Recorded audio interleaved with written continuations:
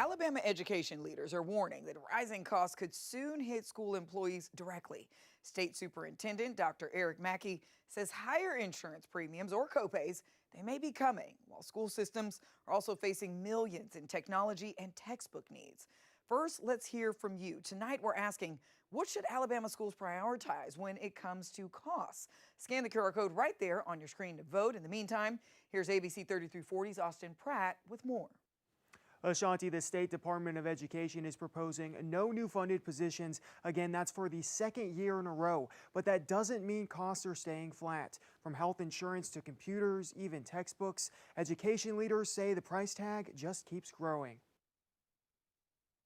We are, for the second year in a row, proposing no funded, no increase in personnel. So no more positions in personnel. It's not saying our cost won't go up, because again, if there's a pay raise, they will.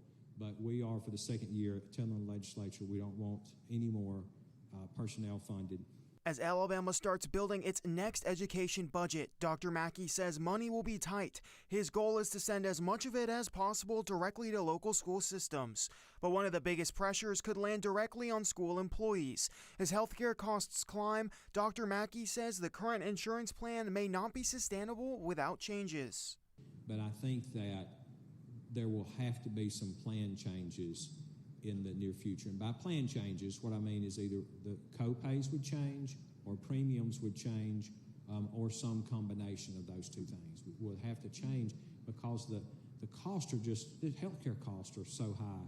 They're growing so fast that I don't think we can keep up if we don't make some plan changes. Now, there's also a technology bill coming due. Many districts use federal pandemic relief money to buy computers and laptops. 6 years later, much of that equipment is aging at the same time, and that federal money is gone. A lot of our schools replaced all their computers, their laptops and everything when the federal with federal funds, and that's been 6 years now. And so I have heard that from a lot of local superintendents lately, that they're a couple of years out of having to replace everything. Textbook money is stretched too.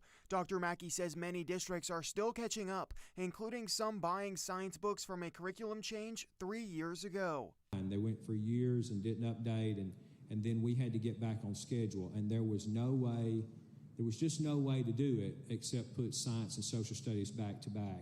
And most of our districts are still buying science books from 3 years ago.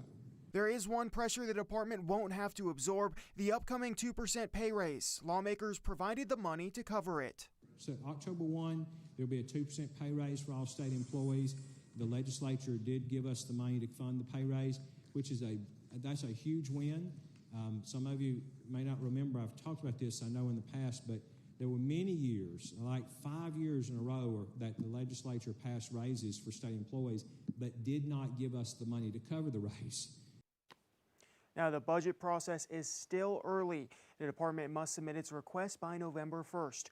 Between now and then, technology will be one of the priorities under review, along with how much money schools will need to keep up with these rising costs. In the studio, Austin Pratt, ABC 3340 News.